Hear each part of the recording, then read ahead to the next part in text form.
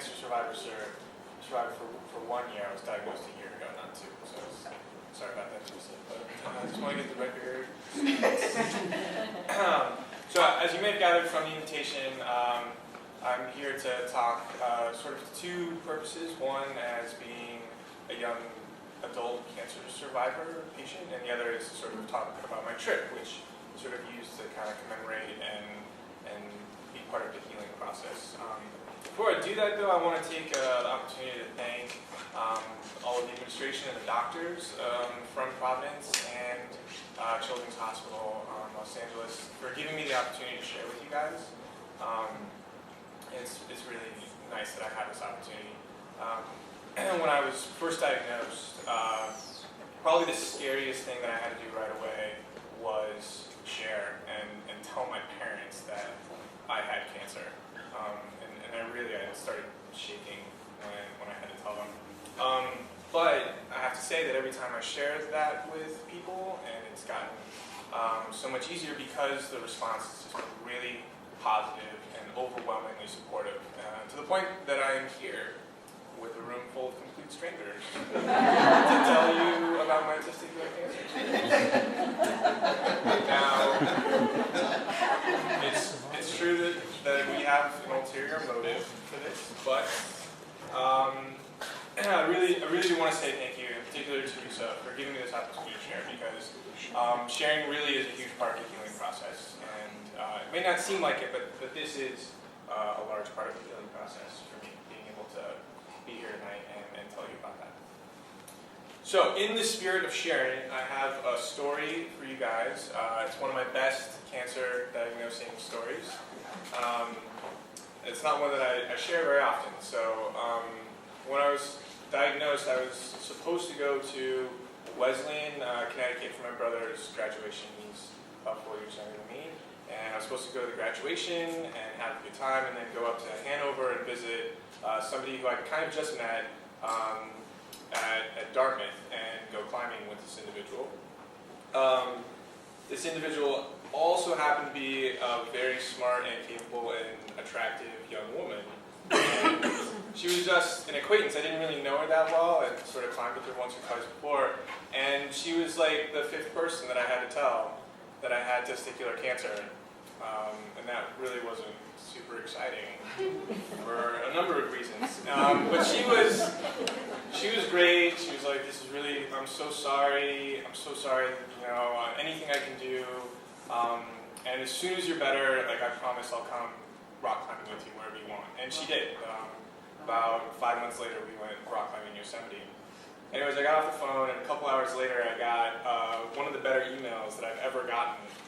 And I can't quote it directly for you guys, but it went something more or less like, "Dear Theo, I had a friend once who lost a breast to cancer at a young age, and she was very worried about what that would mean for her romantically. Speaking on behalf of all girls you know or will know, being a few ounces lighter is not going to be a problem." End quote.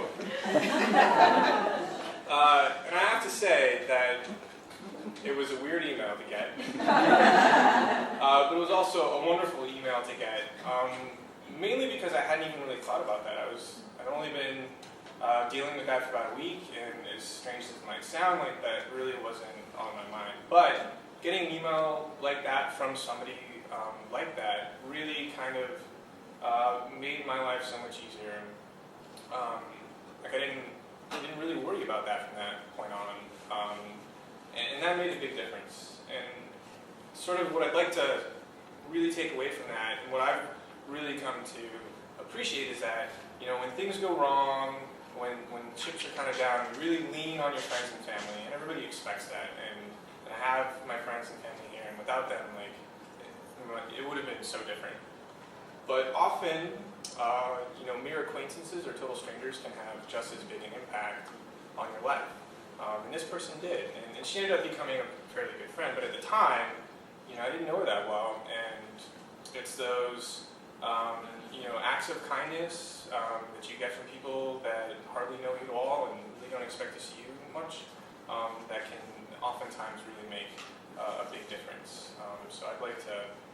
share that with you, because that's something that I didn't really expect going through this whole process, is how important people that you don't really know or never will know can be in this very personal part of your life.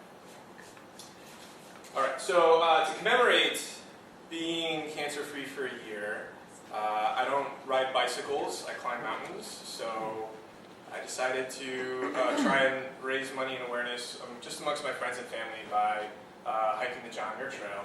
And I put together this website, and this is kind of what it looks like up there. I didn't take this picture.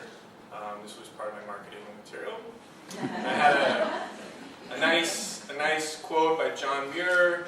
The most important part being climb the mountains and get their good tidings. And that was the idea, to go up there and do that, but also to make it challenging at the same time. I didn't want it to be kind of easy.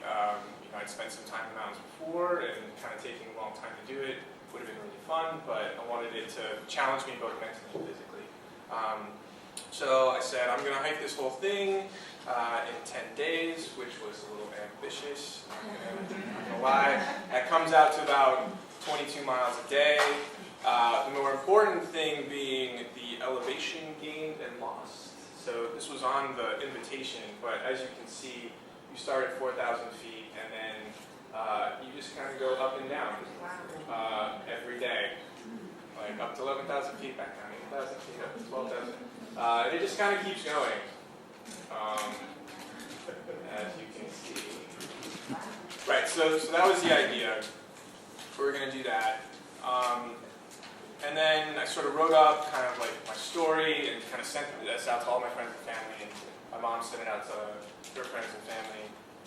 And the idea was I'd already paid for everything, I'd already set it up, and I wanted people to kind of sponsor my gear. And so they had a list of things that they could pledge to donate. They could sort of buy part of the article or a little bit, and then I'd put a little sticker, whatever they wanted on that. And it ended up being amazingly successful. Almost everything got sponsored, and I had over 60 people contribute to it. So it was a really, really amazing experience. And sort of give you an idea of what it looked like. It's a great conversation starter on the trail. What's with all the name tags? Well, I had cancer, and it kind of goes from there.